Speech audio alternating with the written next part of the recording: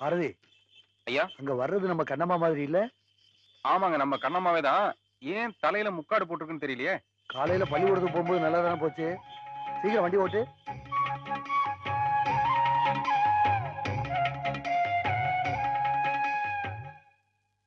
ஏத்தா என்னாச்சு சொல்லுங்க கழுதையில கேக்குறேன்ல.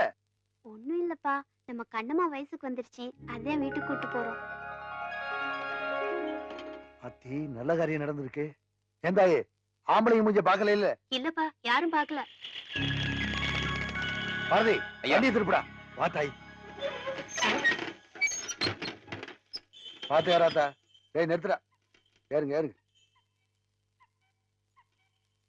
ஏய் பாத்துடா, பத்திரமா ஓட்டிட்டு போ. சரிங்கய்யா. போற வழியில யார்ட்டையும் பேச்சு கொடுத்து நிக்காத.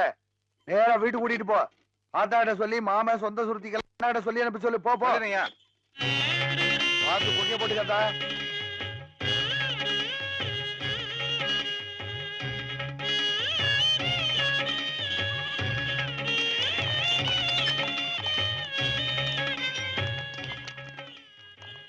ஆத்தா, ஏண்டா என்னடா விஷயம்? விஷயம் இல்லாம இருக்குமா? உள்ளார போய் ஆத்தா வர சொல்லுங்க. குமரிகளா வராளுங்க. ஏண்டா நான் ஒருத்தி குத்துக்கலாட்டா இருக்கேன், ஆத்தானடா ஆத்தா. நீங்க குத்துக்கலாட்ட இருக்கறனால தான் ஆத்தா வர சொன்னேன். விஷயத்தை அவங்க கிட்ட கேளுங்க. பாட்டி, உன் பேத்தி பெரிய மனுஷி ஆயிட்டா. அடி ஆத்தி, ஏத்தா இங்கெல்லாம் இடம்லன்னு பள்ளிக்கூடத்துல போய் பெரிய மனுஷன் யானையாக்கும்.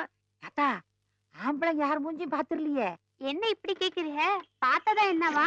அடி போடி இவள, கட்டிக்க போறவனத்தான் முதல்ல பாக்கணும்.